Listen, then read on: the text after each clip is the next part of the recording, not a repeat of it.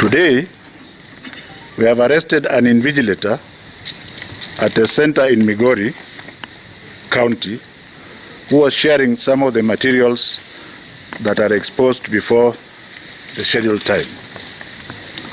The invigilator is now in the custody of the Kenyan police officers and will be arraigned in court to face criminal charges. No candidate will be allowed to have any unfair advantage in the ongoing examinations. This emphasizes the need for at least 2 armed policemen to ensure that one of those policemen is constantly with the examination. We are Kenyans, and let's not pretend that we don't know what can happen to the integrity of this examination.